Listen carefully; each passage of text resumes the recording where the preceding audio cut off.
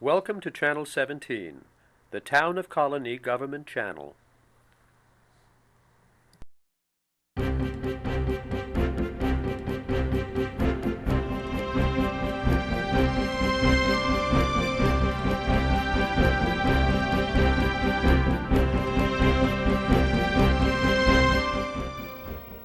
Hello again. I'm Town Councilman Frank Mauriello, here with another edition of Colonie Close-Up. Today I'm here with John Frazer, our Superintendent of Latham Water, and Dan Seaver, our Water Engineer, to talk about the Latham Water District. John, I'll start with you. Could you tell us a little bit about your background? Sure. I came with the town in 1995 as its water engineer. I was in Dan's position for 5 years until 2000 when I was made the superintendent when the previous superintendent retired. Prior to coming to the town, I was a civil engineer in private consulting for 11 years and worked in mostly water and wastewater projects as well. I'm a 1985 graduate of the Rochester Institute of Technology. Okay. And Dan, how about yourself? I'm a 1996 graduate of Rensselaer Polytechnic Institute in Troy. And while I was going to school at Rensselaer Polytechnic, I was an intern for the City of Troy, Department of Public Utilities, where I gained experience in water treatment plant operations, upgrades, and construction projects there.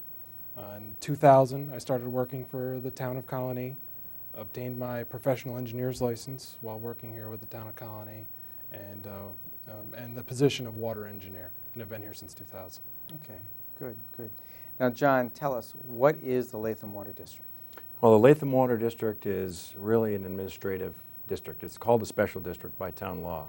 However, the district is made up actually of 156 extensions of the district. It's an administrative boundary. You won't find an iron pin out in the ground that marks the district boundary.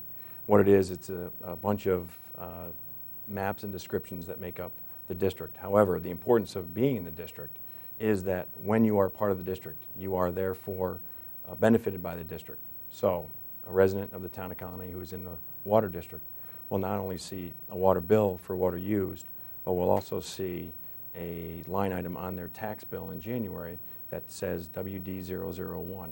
And that line item is the cost of the debt service to have created the district back when it first started, and to continue to pay for upgrades to the system, pipe replacement, the treatment plant upgrade, which we'll be talking about in a little bit.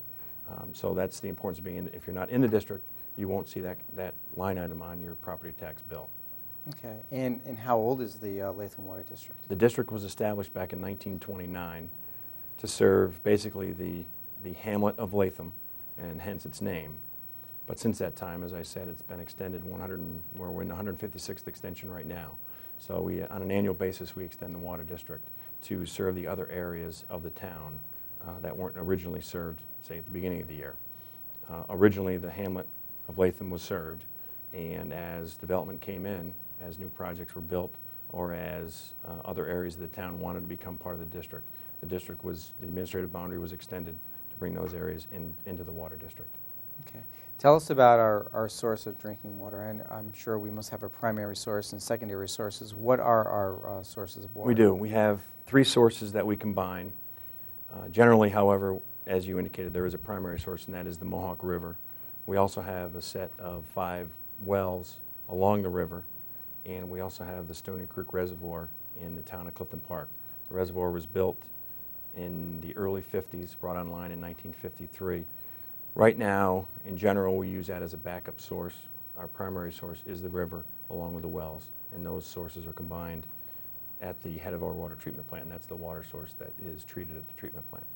Okay, and does the Latham Water District serve the entire town of Colonie? It does not. Right now, it's about 2/3 of the town. We generally do not like to bring large areas of undeveloped land into the district. We don't do that until there is a proposal or a project proposed or constructed on that site. So right now it covers about 2/3 of the town. It does not serve the entire town of Colonie. There is an area down in the Maplewood area, for example. They have water, however, that is not Latham Water District water. That's served by the village of Green Island. And that was established many, many years ago, perhaps even before the Latham Water District was formed. So not only do we not cover the entire town, but there are water users in the town that don't even receive Latham water. Okay, okay, that's interesting. I really wasn't aware of that. How does the treatment plant in Latham Water treat water and deliver it to its users? Well, we have our three sources, as I said, they're combined at the treatment plant. And we just went through an upgrade of the treatment plant, and I think Dan can probably go into some of those details a little bit later. But we combine that and we use a myriad of techniques to treat the water. We use oxidation, and we use a flocculation sedimentation process, and then we polish the water with a set of 10 filters, and then to make sure that the water is safe to drink, we'll add chlorine at the end of the process. And then that chlorine residual is carried out into the system to make sure that the people at the most distal ends of the system have safe water to drink. Now, Dan, this might be a good question for you. What are some of the types of facilities that we own and operate? Well, aside from the raw water sources we have several pump stations. We have what's called a low-lift pump station, which pumps water from the Mohawk River to the water treatment plant. We have the treatment facility itself. Once water leaves there, we also have additional pumps that would then pump that water into the many storage tanks, which are an obvious visible sign of a water district. We have 17 storage tanks throughout the town. 6 of them are what we call clear wells, which are tanks that store the treated water that's produced at the plant. From there, we again have another set of pumps called high-lift pumps, which lift that water from the treatment plant to the elevated storage tanks that are throughout the town. There's 11 of those. So we have tanks, pump stations, hydrants, valves, water mains, treatment plants. Okay. What are some of the standards or regulations that you have to operate under? Well, probably the most important is the one that guided the formation of the district, and that's town law that governs the activities of a special district such as the Latham Water District. We also have, obviously, EPA, Environmental Protection Agency, and New York State DOH standards that we have to comply with. Part 5 of the State Sanitary Code is what basically is our Bible. We have all the contaminants that are listed. We have to comply and indicate to the health department on a monthly basis whether or not we are complying with Part 5 of the State Sanitary Code. We also have a group of standards. We're a member of the American Water Works Association. That's an association of water suppliers, engineers, and manufacturers from across the nation, some 50,000 members.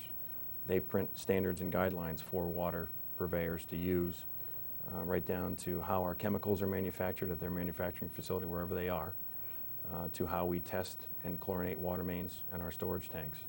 So we use those standards as well to help guide us in delivering water to the town. We also have, in addition to those, we also have New York State Department of Environmental Conservation, which is the regulatory agency which permits us to withdraw water from the Mohawk River and to supply water to the residents, as well as when we clean and purify the water, there is some byproducts to that. So we also have some discharge permits that are monitored by DEC as well.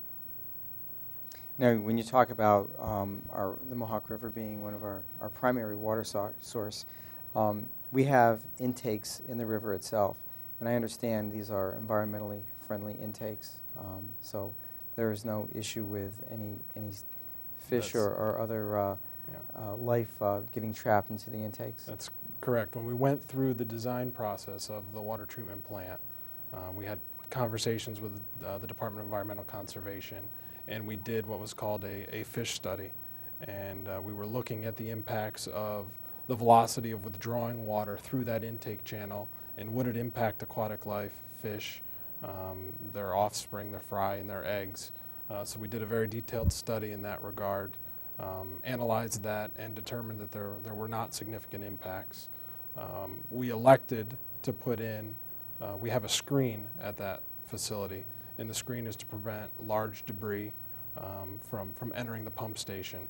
In the event that a fish or some creature made its way into there, we put in fish-friendly screens, which would then return the fish back to the river.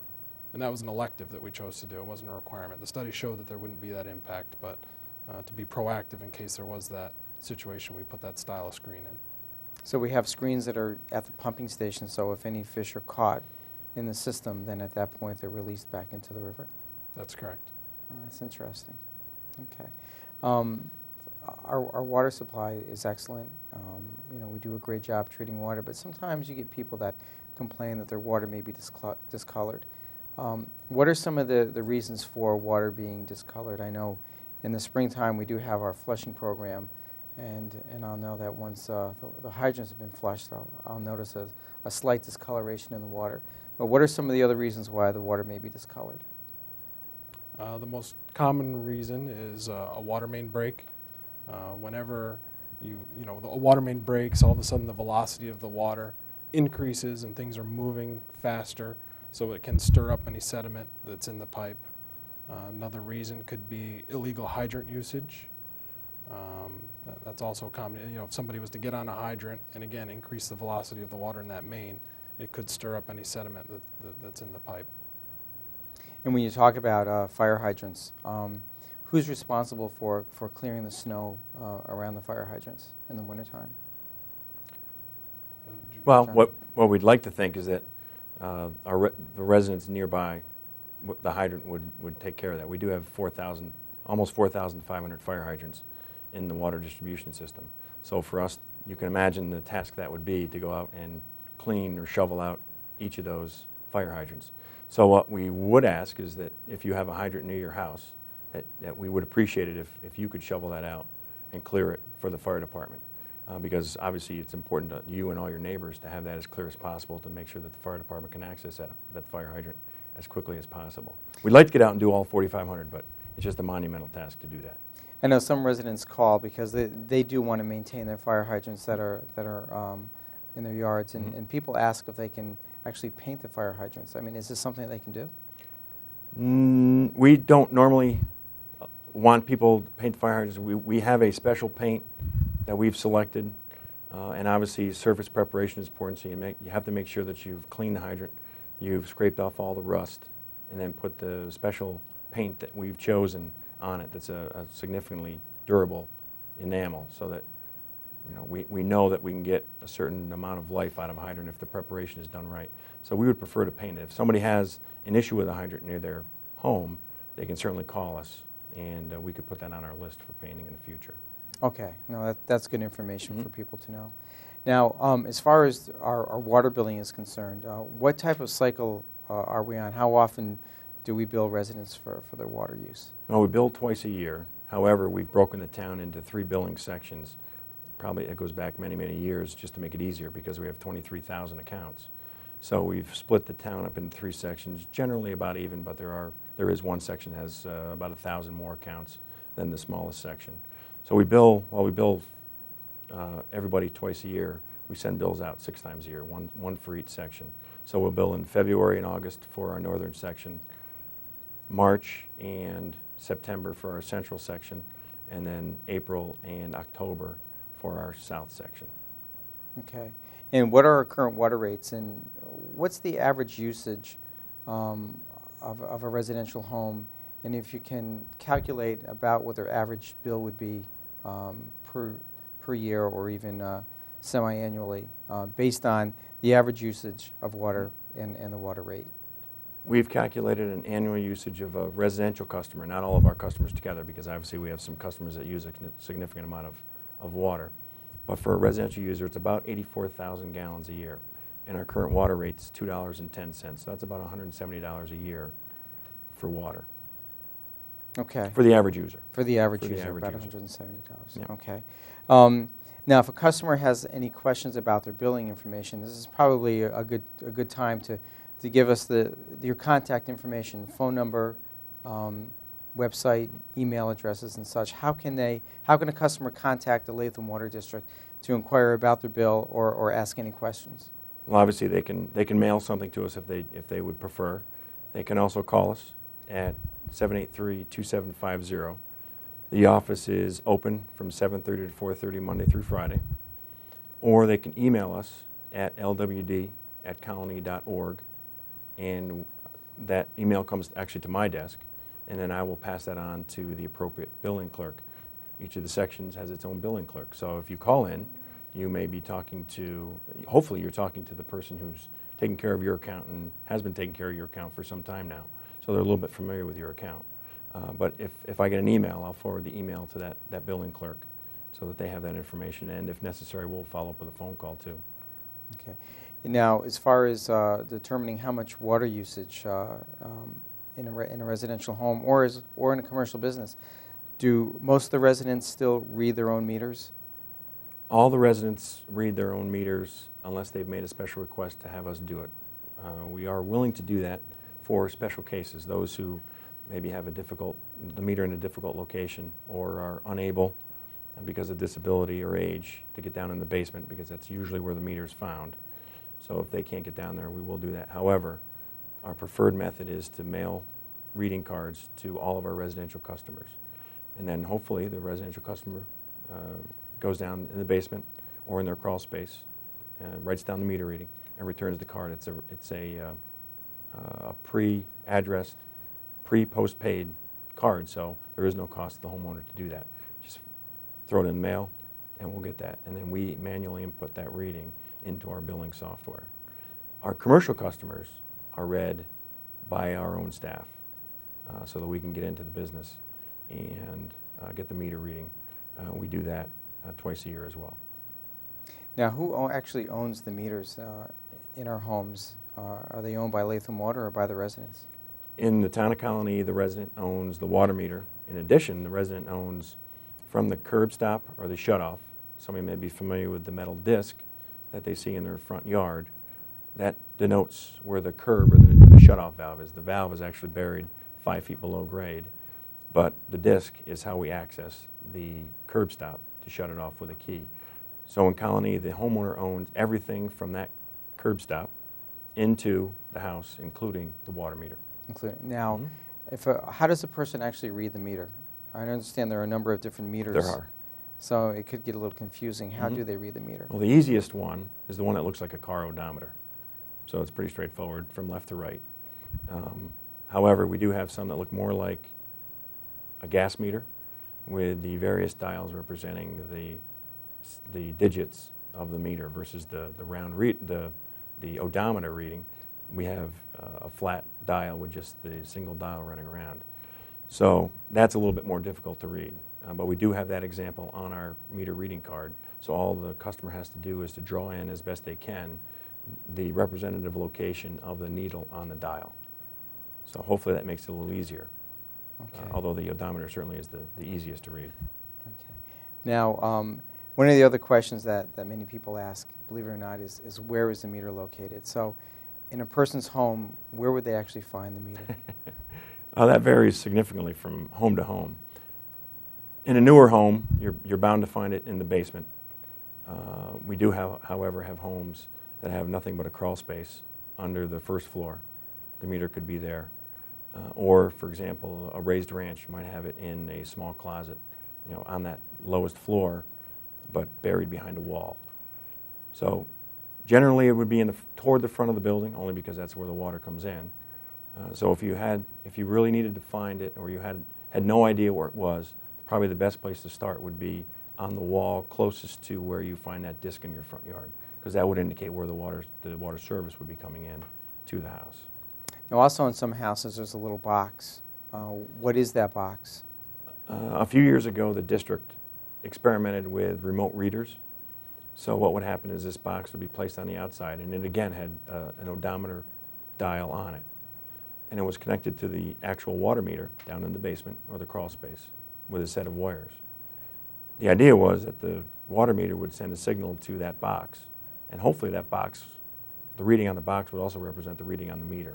However, what we found was that over time, spiders like to make webs in there, so the wheels didn't turn very well. So what happened was the remote readers would run or follow behind the actual reading on the water meter.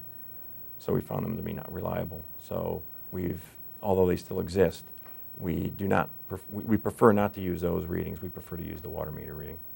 Okay, and I understand we are looking to go to another type of remote reader. Can you fill us in on what you're looking to do? I understand this will have a little radio transmitter and actually transmit the water usage to a vehicle as it's driving down the street? Is that how it works? Right. What we're looking at going to is an automatic meter reading system.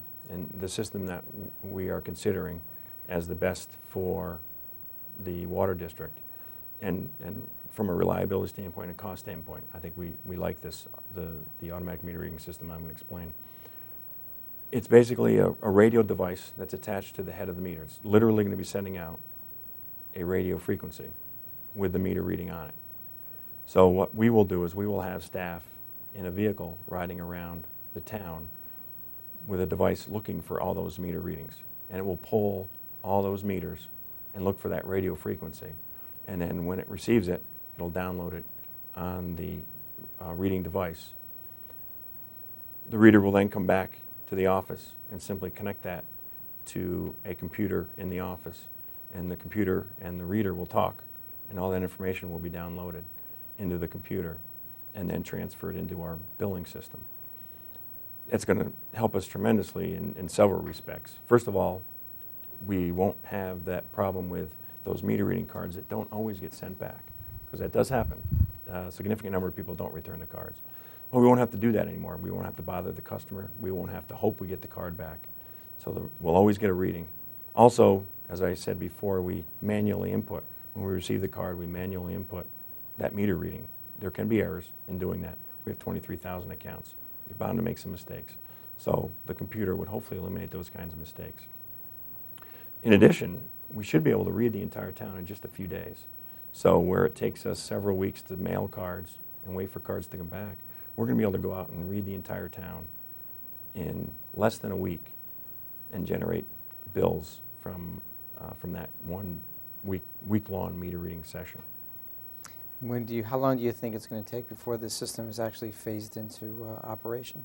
Well, we have a plan right now that probably will take the project over an 18 to 24-month period, only because our conversations with our meter supplier and our engineer working on the project with us have indicated that 1,000 meters a month is really, yes, you're looking like it's aggressive. It is aggressive. However, it's almost impossible to do any more than that. It's just too hard to make sure that you have all that coordination with 1,000 residents all at one time. So what we're looking at doing is probably doing each billing section trying to do that over a 6 or 7 month period. So we're looking at probably an 18 to a 24-month project, beginning hopefully in 2008. So you're going to have to contact the resident, ask for access to their homes, Right. and set up a time when your technician is going to be there to actually install the equipment on the water meter? What will probably happen is we'll probably hire a contractor who's experienced in meter change-out projects. They'll be responsible for contacting the resident. But obviously, if the resident has an issue with the contractor, they can always call Latham Water. But the original point of contact is supposed to be the contractor. They will schedule a time with the customer, and that will include evenings and weekends if necessary. And obviously during the day if that's better for the customer. But they're going to be responsible for scheduling. Obviously, we'd like to get 100% response because we think it's a good thing to get this project completed. We won't have that, but the contractor's going to be responsible for those first contacts. And then as we move through each of the billing sections, we may have some of our own that we'll have to follow up on. But we would really hope that our customers will be willing to let that meter change happen. They won't get the cards anymore. They won't have to worry about bills estimated anymore. So we think there's an advantage to our customer, and we think there's an advantage to the water district as well. Well, that sounds like it'll be far more efficient. It's also a cost savings, Mhm. labor savings. Mm-hmm. So that'll be a big benefit to the town. Right. No, that's great. Tell us a little bit about your budget. How large is your budget? In 2007, we excuse me, have a budget of $10.4 million. And that includes all of our revenue and all of our contract costs and personnel costs. That is our complete budget. That's quite a bit.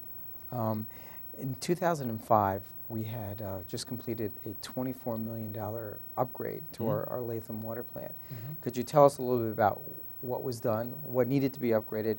I can tell you that before that, we had water restrictions almost every summer. Since that time, we haven't had a single restriction. So maybe you could fill us in on what was done, why it was done, and I'm sure it was more than just the plant. There were other areas you upgraded as well. Tell us a little bit about the upgrade. Dan could probably tell you because he was there almost every Okay. day for 2.5, almost 3 years.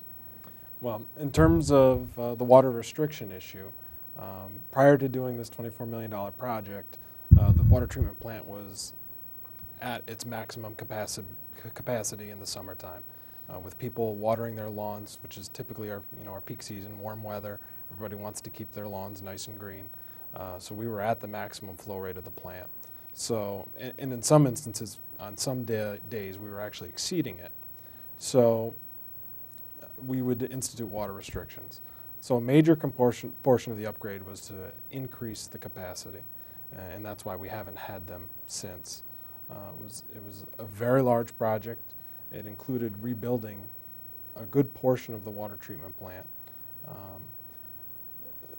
To summarize what we do there, I mean, we take water from the river and we pump it into the treatment plant. And once we pump it to the treatment plant, it flows by gravity through the plant, and we add a series of chemicals. Some of the changes that we made were to improve our treatment efficiency. One of the things that we do now in this new plant is to add sulfuric acid, which adjusts the pH of the water when it comes into the plant. And that's to maximize the amount of organics that we're able to remove, which is very important to meet the regulations that we discussed earlier. We rebuilt the rapid mix chamber, which is the big mixer that blends all the chemicals at the plant. And we rebuilt the clarification process for the full 30 MGD capacity that this upgraded plant is, which was important because our old settling basins were not as efficient, and they covered a huge amount of area on our site, and we needed the space on our site to be able to expand. So we put in what are called plate settlers, which are a smaller footprint, more efficient settling process. And the settlers are just to get the solids that are in the water and microorganisms to fall out by gravity. And then from there, we built new filters, 4 new filters. And those 4 new filters have what's called granular activated carbon in them. Granular activated carbon is a very important, a lot of people have it. If anybody who has an aquarium has granular activated carbon in the filters that their fish tanks have. And what it does is it absorbs organics and taste and odor causing compounds. So it kind of does a polishing of our water. It removes organics, again, to help us meet the regulations that are constantly getting more stringent. It makes us do a better job, makes the water cleaner, more efficient. So we after we constructed these 4 new filters, we also then went through and retrofitted our existing 6 filters so they could also have the granular activated carbon media. We also built a new backwash pump station. Just like many people who have pool filters, when a filter in a water treatment plant gets dirty, you need to backwash it, which means running water backwards in the reverse direction. So we built a station to be able to fill our backwash tank on the site to save capacity from our high lift pump station. So we did some upgrades on site with pumping to be able to save capacity of our pump station, which moves the water into the tanks. Now, how many gallons of water were we able to treat before the upgrade, and how many gallons after? And what was our peak usage this past summer? Well, the old treatment plant was able to process 20 million gallons a day. The new treatment plant can do 30 million gallons a day. Peak flows that we see, there's certainly seasonal variation to your peak flows depending on how wet the summer months are. In 2006, our peak day was 17.3 million gallons a day. But if you go back several years, we've seen peaks as high as 23.1 million gallons a day was probably back in 2001 or 2002. So I'm sure that put a lot of stress on the system. Absolutely. Which is the primary reason for the water restrictions and why we had to upgrade the plant. Right, we couldn't put enough water through our water treatment plant to meet the demands of irrigation during those real hot periods. So our tanks in the water distribution system would just continually trend down day after day, and we weren't able to make enough water. We could pump it out, but we couldn't make enough water at the treatment plant to put into our clear wells to pump out. So we would eventually just run out of water, so we had to issue restrictions. just to trim that peak period of irrigation in the late afternoon. And it worked okay for a while, but you know, even with those restrictions, and they were always voluntary, but it did work for a while. But as growth occurred in the town, we just got closer and closer, and we lost any safety factor that we had, and we were in those real hot days, we were struggling to keep our tanks full. Okay. You know, another thing that also happened there that I didn't mention was, you know, we're talking about trying to get improved efficiency with our metering program. We also put a computer control system in our water treatment plant. It's called a Scada System, and that's the system that the operators use to view what's happening in the water treatment plant. It gives them the opportunity to turn pumps on and off, adjust chemical dosages, and more importantly, to trend. You know, we have water quality instruments that are monitoring the water 24 hours a day, 7 days a week, 365 days a year. Those trends are available to them on the computer screen, and they're able to see if anything is happening in the water, either the water coming into the plant to direct how they actually treat the water that day, and as well as the water leaving the plant to ensure optimum quality. So the computer allows them to trend and see any variations and be able to react appropriately. Okay. Some other things we did in a post 911 world was that we included some significant security upgrades to the treatment plant as well. The old plant wasn't fenced. The new plant is fenced with only card key access at the main gate. We also added video surveillance to the entire plant, so we can see every inch of the plant and the plant grounds from the video screens that are in the control room where our operators sit 24/7. So that was a change when we were in design, is about when, and when we were designing the plant is about when 9/11 occurred. So we then had to step back and say, okay, what does this mean for our water treatment plant? We need to protect this asset.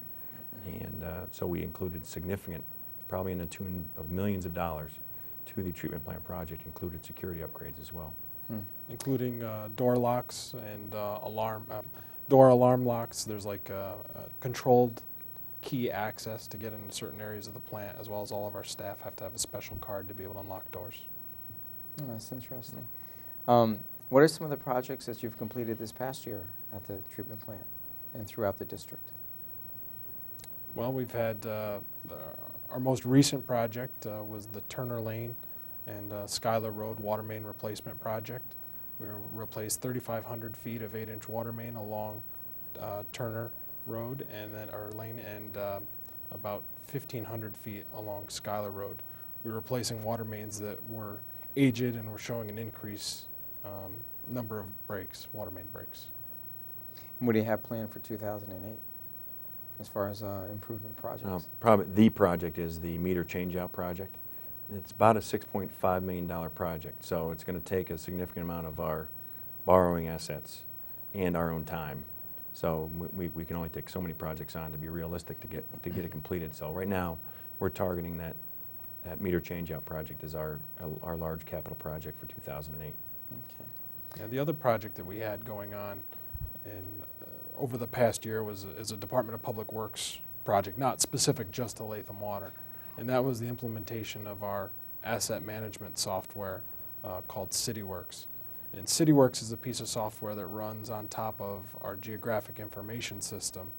A geographic information system is the electronic map of the town of Colonie. Almost everything we do as a municipal government is address-based or location-based. You know, water mains are in front of a certain house number on a street.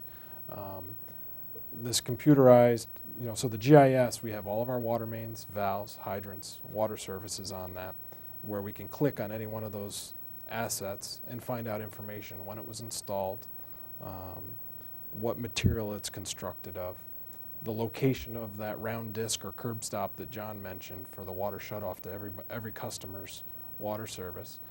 On top of that system, we integrated this CityWorks and the asset management software. What that is, it's a piece of software that keeps track of the work that we're doing on our system. It also keeps track of customer calls and complaints and inquiries. So if a customer calls, we're going to ask them, you know, their name, their phone number, what's the problem that they're having.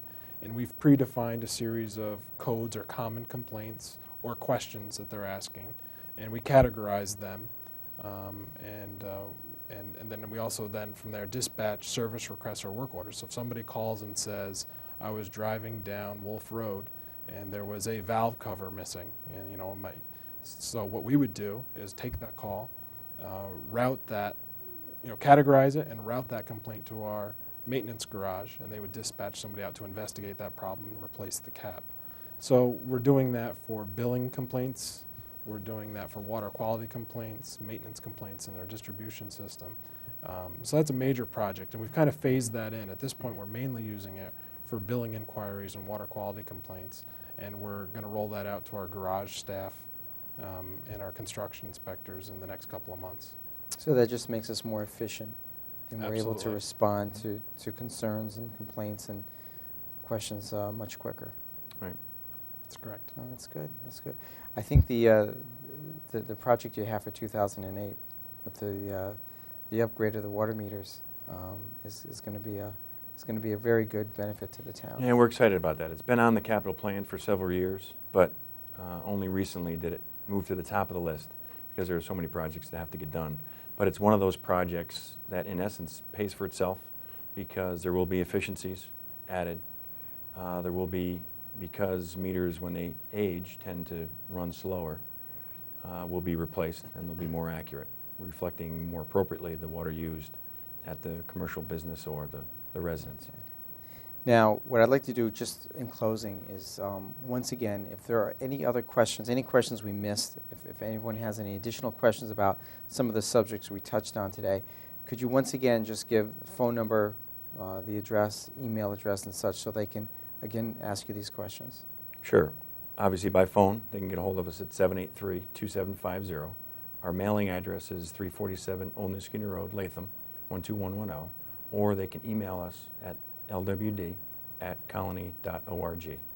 Okay. John, Dan, thank you again for joining us this afternoon. Thank you. Thank you. And we look forward to the upgrade with the water metering system and the communication system with your office. And if anyone has any additional questions or comments or concerns about Latham Water, please contact John or Dan during the day at their office. And again, thank you once again for joining us for another edition of Colonie Close-Up.